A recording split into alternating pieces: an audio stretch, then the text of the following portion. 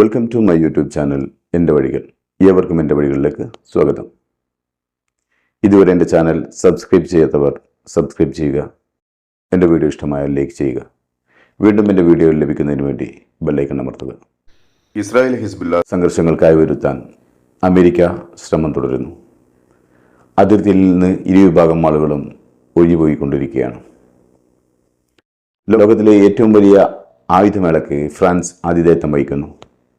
ഏറ്റവും നൂതനമായ മിലിറ്ററി ഹാർഡ്വെയറുകൾ വിൽപ്പന നടക്കുന്ന ആംഫയറിൽ ഇസ്രായേലിന് വിലക്ക്. ഇന്ത്യയിലെ പശ്ചിമ ബംഗാളിലുണ്ടായ ട്രെയിൻ ദുരന്തത്തിൽ 9ലധികം ആളുകൾ മരിക്കുകയും നിരവധി ആളുകൾക്ക് പരിക്കേൽക്കുകയും ചെയ്തു. Russian president Vladimir Putin north Korea സന്ദർശിക്കുന്നു. നോർത്ത് കൊറിയൻ ഭരണാധികാരി കിം ജോങ് ഉൻ പുടിനെ വിശേഷിപ്പിച്ചത് അജയ്യനായ സഖ്യകക്ഷി എന്നാണ്. ഇസ്രായേൽ സേനയും ഹിസ്ബുല്ലയും തമ്മിലുള്ള ഏറ്റുമുട്ടൽ ശക്തിയാർജിക്കുകയാണ്. ലബനൻ ഇസ്രായേൽ ബോർഡറിലുണ്ടായ ഏറ്റവും പുതിയ സംഘർഷത്തിൽ ഒരു ഹിസ്ബുല്ല പ്രതിനിധി കൊല്ലപ്പെട്ടു. ലബനൻ അതോറിറ്റി പറയുന്നത് തെക്കൻ ജില്ലയിലെ ഷഹബീർ പട്ടണത്തിലൂടെ സഞ്ചരിക്കുകയായിരുന്ന ഒരു കാറിന് നേർക്ക് ഇസ്രായേൽ സേന ഡ്രോൺ ആക്രമണം നടത്തുകയായിരുന്നുവെന്നാണ്. കൂടാതെ ആർട്ടിലറികളും മിസൈലുകളും ഉപയോഗിച്ച് ഇസ്രായേൽ സേന പല പട്ടണങ്ങളും വില്ലേജുകളും തകർത്തുകൊണ്ടിരിക്കുകയാണ്. അടുത്ത ദിവസങ്ങളിലായി രണ്ട് ഭാഗത്തു നിന്നും അക്രമത്തിൻ്റെ തോതിലുണ്ടാകുന്ന വർധനവ് യുദ്ധവ്യാപനത്തിലേക്ക് കൊണ്ടുപോകുമെന്നാണ് അമേരിക്കയുടെ പക്ഷം. ഇനിയും കൂടുതൽ സംഘർഷമുണ്ടാവാതിരിക്കാൻ അമേരിക്കൻ സ്പെഷ്യൽ അഡ്വൈസർ ഐമസ് ഹോക്സ്റ്റൈൻ ഇസ്രായേലിലെത്തി. അദ്ദേഹം ഗവൺമെൻറ് ഉദ്യോഗസ്ഥരും നെതന്യാഹുവുമായി യുദ്ധവ്യാപനം തടയുന്നതിൽ ചർച്ച ചെയ്യുകയാണ്. അതിനുശേഷം ഹോസ്റ്റൈൻ ലബനനിലേക്കും പോകും. മാസങ്ങൾ നീണ്ട ഇസ്രായേലി ബോംബിങ്ങിൽ സദേൺ ലബനനിലെ പല പട്ടണങ്ങളും പല ഗ്രാമങ്ങളും പാടെ തകർന്നിട്ടുണ്ട്. ചില കുടുംബങ്ങൾ മാത്രമാണ് പെരുന്നാളിനോടനുബന്ധിച്ച് തങ്ങളുടെ വീടുകളിലേക്ക് തിരികെ വന്നത്. UN കണക്കനുസരിച്ച് 1,00,000 അടുത്ത ആളുകൾ ഇവിടെ നിന്നും പലായനം ചെയ്തിട്ടുണ്ട്. അമ്മാനിൽ നിന്ന് അൽ ജസീറ റിപ്പോർട്ടർ നൽകുന്ന വാർത്ത. അമേരിക്കൻ സ്പെഷ്യൽ അഡ്വൈസർ ഹോക്സ്റ്റൈൻ ഇസ്രായേൽ പ്രധാനമന്ത്രി Benjamin Netanyahu, president Isaac Herzog കൂടാതെ സൈന്യത്തിലെയും സുരക്ഷാ വിഭാഗത്തിലെയും ഉന്നത ഉദ്യോഗസ്ഥരുമായി ഇസ്രായേൽ ഹിസ്ബുല്ല സംഘർഷം ലഘൂകരിക്കുന്നതിന് വേണ്ടി ചർച്ച ചെയ്യുകയാണ് എന്നാണ് പല ഇസ്രായേലികളും പറയുന്നത്. Israeli Hezbollah close border firing അവസാനിപ്പിക്കാൻ ഈ നയതന്ത്ര ചർച്ചകൾക്ക് കഴിയില്ല എന്നാണ്.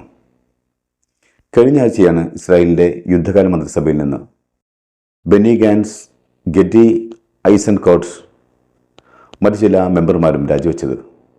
അവർ പറഞ്ഞത് തങ്ങൾ എന്താണോ ഉദ്ദേശിച്ചത് അത് പൂർത്തീകരിക്കാൻ കഴിഞ്ഞില്ല എന്നാണ്. മാത്രമല്ല, ഈ നേതൃത്വത്തിൻ്റെ കീഴിൽ മുന്നോട്ട് പോകാൻ കഴിയില്ല എന്നും രാജ്യത്ത് ശക്തമായ ഒരു നേതാവിന് ആവശ്യമുള്ള സമയമാണിതെന്നും അതിനാൽ ഇലക്ഷൻ അനിവാര്യമാണ് എന്നുമായിരുന്നു. അതുകൊണ്ടാണ് ഞങ്ങൾ രാജിവെക്കുന്നതെന്ന് അവർ. ഇതിനിടയിൽ തീവ്ര വലതുപക്ഷ നെതന്യാഹു മന്ത്രിസഭയിൽ അൾട്രാ നാഷണലിസ്റ്റ് അംഗമായ ഇച്ച്വാർ ബെൻബീറിനെ പോലുള്ളവർ ഉണ്ടായിരുന്നിട്ട് പോലും നെതന്യാഹു നിലവിലെ യുദ്ധകാല മുന്നണി പിരിച്ചുവിടുകയാണ് ചെയ്തത്. 8-9 മാസമായുള്ള ഇസ്രായേലി ഇന്ത്യ ലെബനൻ പോളിസിയിൽ മാറ്റം വന്നിട്ടുണ്ട്. ആദ്യം മൃദു മനോഭാവമായിരുന്നുവെങ്കിൽ ഇപ്പോൾ അത് തീവ്രഗതിയിലേക്ക് മാറിയിട്ടുണ്ട്. ആദ്യത്തിൽ വടക്കൻ ലബനനിൽ ഗസക്ക് അനുകൂലമായി ഒരു യുദ്ധമുന്നണി തുറന്ന് ഇസ്രായേലിനെതിരെ നിന്ന ഹിസ്ബുല്ല ഒരു ആശ്ചര്യമായി തോന്നിയിരുന്നു. തുടക്കം ഇസ്രായേലുമായുള്ള സംഘർഷത്തിന് തുടക്കം കുറിച്ച ഹിസ്ബുല്ല ആയിരുന്നു. ഇസ്രായേൽ അതിനെ നേരിട്ടത് വലിയ സൈന്യവുമായിട്ടാണ്. കഴിഞ്ഞ 8 മാസത്തോളമായി നടന്ന ഈ ഏറ്റുമുട്ടലിൽ 2 ഡസനിലധികം സൈനികരാണ് കൊല്ലപ്പെട്ടത്. 2 ഡസനിലധികം ഇസ്രായേലികളാണ് കൊല്ലപ്പെട്ടതെങ്കിൽ 470-ലധികം ലബനനിൽ കൊല്ലപ്പെട്ടത്. എന്നിട്ടും നമുക്ക് മനസ്സിലാക്കാനാവുന്നത് ഹിസ്ബുല്ല തോൽക്കുവാൻ തയ്യാറാവുന്നില്ല എന്നതാണ്. കഴിഞ്ഞ വ്യാഴാഴ്ച വരെയുള്ള സംഭവങ്ങൾ സൂചിപ്പിക്കുന്നത് അത് തന്നെയാണ്. ഇസ്രായേൽ ബൈറൂത്തിനെ ആക്രമിക്കാതെ ബോർഡറുകളിൽ ശക്തമായ ആക്രമണം അയച്ചിടുകയാണ് ഇപ്പോൾ ചെയ്യുന്നത്. ഇസ്രായേലിൻ്റെ ബോർഡറുകളിൽ നിന്ന്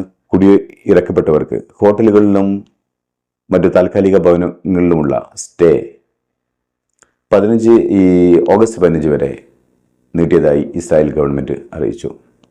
ഇസ്രായേലി പ്രതിരോധ മന്ത്രാലയം പറയുന്നത് കഴിഞ്ഞ ഒക്ടോബർ മാസത്തിൽ ഗസയിലെയും ലെബനനിലെയും അതിർത്തി കമ്മ്യൂണിറ്റികളിൽ നിന്നും ഗവൺമെൻറ് ഫണ്ട് ഉപയോഗിച്ച് താൽക്കാലിക സ്ഥലങ്ങളിലേക്ക് മാറ്റിപ്പാർപ്പിച്ചത് 1,25,000 പേരെയാണ് എന്നാണ്. ഇതിൽ 17% ഗസൻ കമ്മ്യൂണിറ്റികളും തിരിച്ചു വന്നെന്നും 27,000 പേർ ഇപ്പോഴും ഹോട്ടലുകളിൽ കഴിയുകയാണ് എന്നുമാണ്. 21,000 ആളുകൾ ലെബനൻ ബോർഡറിൽ നിന്ന് വന്നവരാണ്. ഗസയിലുടനീളം ഇസ്രായേൽ സേന അതിൻ്റെ ആക്രമണം തുടർന്നുകൊണ്ടിരിക്കുന്നു. ആർട്ടിലറി വിഭാഗത്തിൻ്റെ ഒഫാരിങ് കൂടാതെ ശക്തമായ എയർ സ്ട്രൈക്കും തെക്ക് വടക്കൻ ഗസയിൽ തുടർന്നുകൊണ്ടിരിക്കുന്നു. കൂടാതെ റഫേലും ശക്തമായ ആക്രമണങ്ങൾ നടക്കുകയാണ്. റഫേൽ ഇസ്രായേലി പിരങ്കികൾ റഫേലെ ഒരു മാർക്കറ്റ് ആക്രമിച്ചു തകർത്തു. റഫേൽ നിന്നും ഇപ്പോഴും ഫലസ്തീനികൾ പലായനം ചെയ്തുകൊണ്ടിരിക്കുകയാണ്. പശ്ചിമ ബംഗാളിൽ ഒരു ചരക്ക് വണ്ടിയും പാസഞ്ചർ വണ്ടിയും തമ്മിൽ കൂട്ടിയിടിച്ച് 9 ആളുകൾ മരിക്കുകയും 2 ഡസനിലധികം ആളുകൾക്ക് പരിക്കേൽക്കുകയും ചെയ്തു. ലോകത്തിലെ തന്നെ ഏറ്റവും വലിയ റെയിൽവേ സംവിധാനമുള്ള ഒരു രാജ്യമാണ് ഇന്ത്യ. എന്നാൽ അടിസ്ഥാന സൗകര്യങ്ങൾ ഇപ്പോഴും കാലഹരണപ്പെട്ടതായി തുടരുകയാണ്. ഏകദേശം ഒരു വർഷത്തിൽ 100-ലധികം ചെറുതും വലുതുമായ അപകടങ്ങളാണ് ഇന്ത്യയിൽ സംഭവിക്കുന്നത്. വെസ്റ്റ് ബംഗാളിലെ ടൂറിസ്റ്റ് സ്പോട്ടായ ഡാർജിലിംഗിലാണ് സംഭവം നടന്നത്. വിയറ്റ്നാമിലേക്ക് പോകുന്നതിന് മുമ്പ് റഷ്യൻ പ്രസിഡന്റ് വ്ളാദിമിർ പുടിൻ 2 ദിവസത്തെ സന്ദർശനത്തിനായി വടക്കൻ കൊറിയയിലേക്ക് യാത്ര തിരിക്കുന്നു. കഴിഞ്ഞ വർഷം അന്താരാഷ്ട്ര നീതിന്യായ കോടതിയുടെ അറസ്റ്റ് വാറന്റ് പുറപ്പെടുവിച്ചതിനു ശേഷം പുടിൻ രാജ്യാന്തര യാത്രകൾ ഗണ്യമായി കുറച്ചിരുന്നു. കഴിഞ്ഞ വർഷം ഒരു ഉഭയകക്ഷി സന്ദർശനത്തിൽ പുടിനും കിം ജോങ് ഉന്നും ആയുധ കരാറിൽ ഒപ്പുവെച്ചിരുന്നു.